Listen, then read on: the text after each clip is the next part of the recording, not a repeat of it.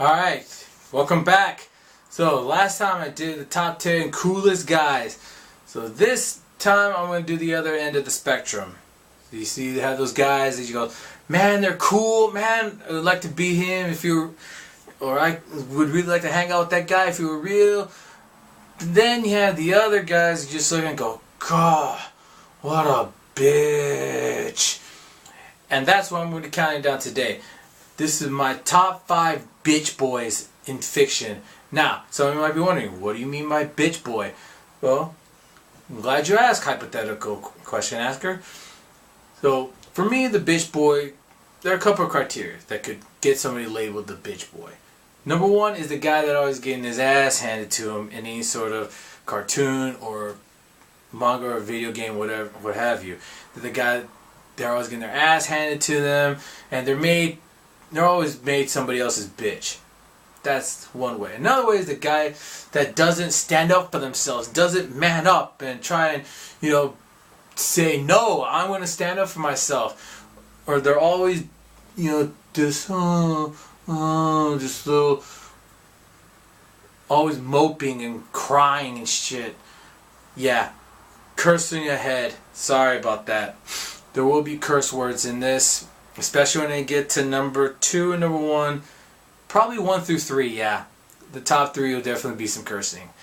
So, sit back as I tell you the top 5 bitch boys in fiction. Here we go. Number 5 is Dan Hibiki from Street Fighter. Now, he's purposely made to be a bitch boy because he's always getting his ass handed to him. He's always the worst fighter to play as in any sort of Street Fighter game. He's always the one that you can pretty much beat no matter how many times you play him.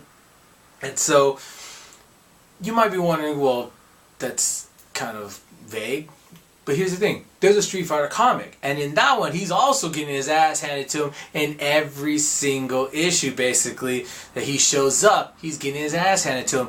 There's one issue where he's fighting Sakura, the female student of Ryu. I don't know if she ever has any other students, but she's Ryu's student. So they're fighting, she's kicking his ass, and he starts using the Dark Hado. For those of you who don't know what the Dark Hado is, this is the sort of dark key, the dark energy that Akuma uses, and sometimes Ryu uses as well. For those of you living outside the States, Akuma is also known as Goki. So, Dan is using this dark key energy to power himself up and attack Sakura. And once he charges at her, he trips over her bag and gets knocked out of the Dark Hado.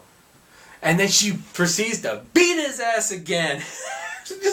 You're always being made somebody's bitch, Dan. And it's pretty fun to read and watch and even play against you just to kick your ass. The only game where he's kind of good at being played as is Marvel Superheroes versus Street Fighter.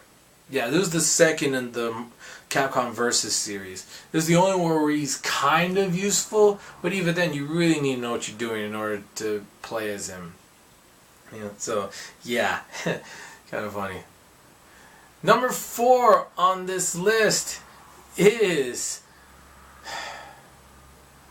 Yamcha. Good old Yamcha.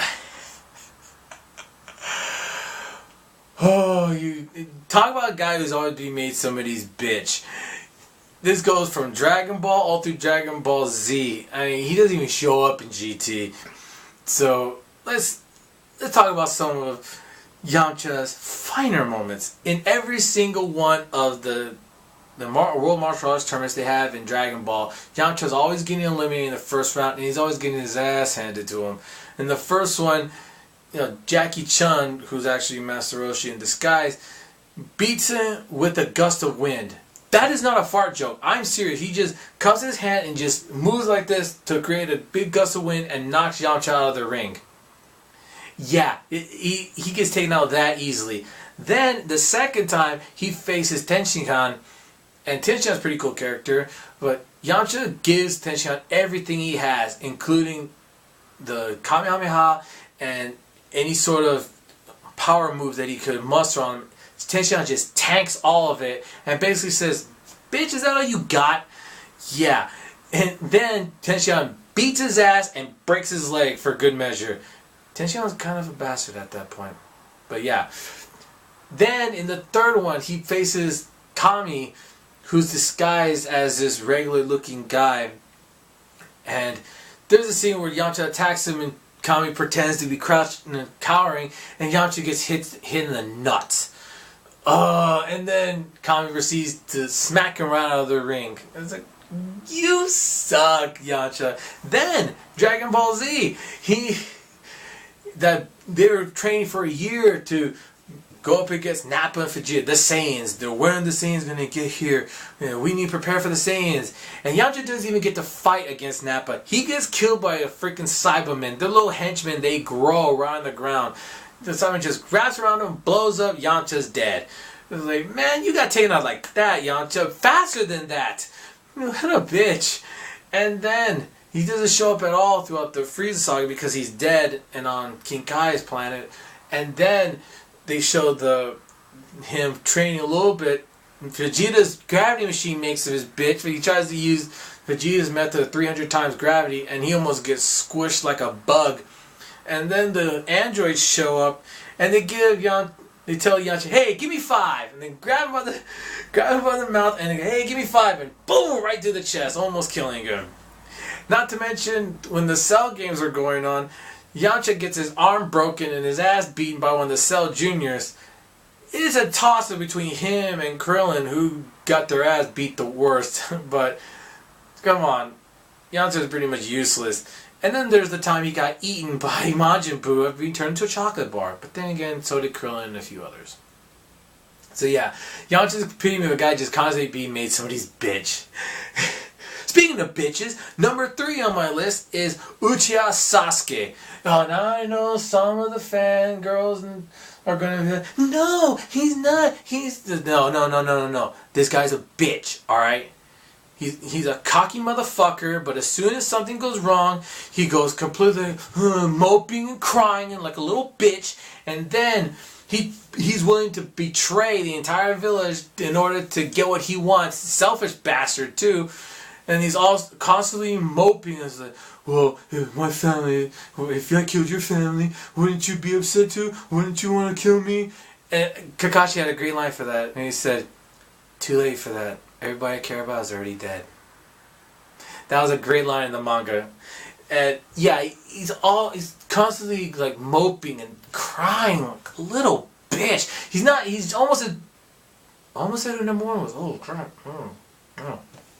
Oh, gotta be careful with that. Yeah, he's mopey, whiny, always just.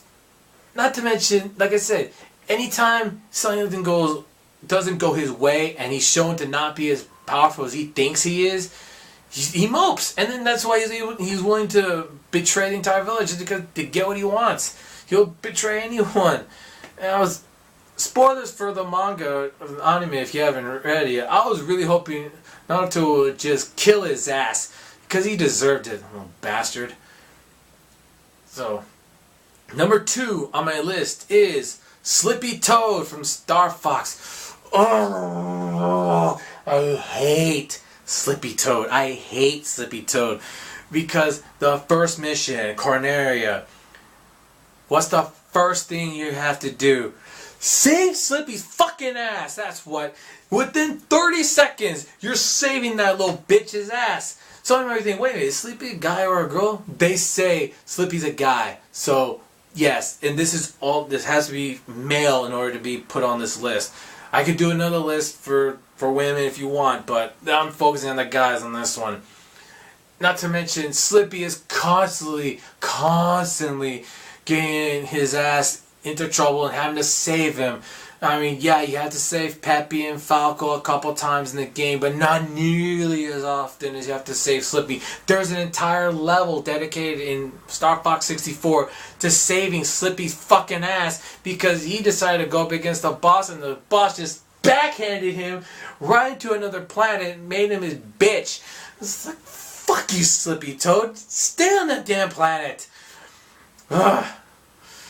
Yeah, he's worthless. He's the worst fighter pilot. He's supposed to be some sort of expert fighter pilot, and he sucks so much. You suck, Slippy Toad. God.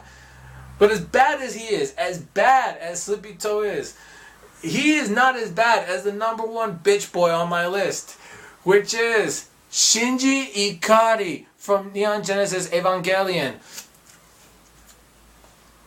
Double fuck Shinji Ikari. Double fuck him. My God. When I came up with the idea of the top 5 bitch boys, he was the first name I came up with. I actually came up with the phrase bitch boy from watching Shinji Ikari in Evangelion. Because I was rewatching it a few years back. And I was just watching it. Because I'd forgotten all about it. So I was watching, I just kept on, man, you're a little bitch, boy. It's pretty good. So every time it's, oh, there's that bitch boy again. Oh, there's that bitch boy again. And you want, anybody who has ever watched Evangelion, the Neon Genesis Evangelion, knows exactly what I'm talking about. I mean, they first bring up, he's just so crying. It's like, my daddy is like, I don't want to be my dad. I don't want to be around my dad. It's like, and then every time, and this is the worst part, there are several times in the series where it seems like you could finally step up and man up and actually stand up to somebody, or hey, have his voice heard, and right when you think it's going to happen, no, he doesn't. He just goes back to being a bitch. It's like, motherfucker, you are a piece of shit, Shinji. You really are. God. And that's the thing, though. Is like, the worst part is not as he's the main character, and the entire world is resting on his bitch ass shoulders, and you just go, oh, this world is fucked with him in charge. And spoiler, it kind of is. It kind of is. Ugh. It's a good series, but the thing is that, like, you watch it and you can't help but just hate Shinji because he's such a bitch boy. What a bitch boy. I remember I brought up this idea to a friend of mine, and she even said, oh, I hope Shinji's on that list. And I said, you know what? He's number 1, and he deserves it. Number 1, Shinji Ikari is the biggest bitch boy in fiction. Ugh. I could probably done a whole 10-minute video on just all the stupid shit Shinji has done and why he's the biggest bitch boy. But I'm not going to, because it would just piss me off, to be honest. Ugh. So yeah, that's my list. That's the top 5 bitch boys in fiction.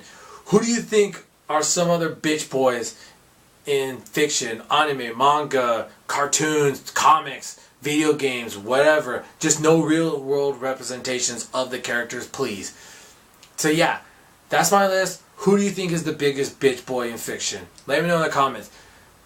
This one may seem a little bit angry, but don't worry.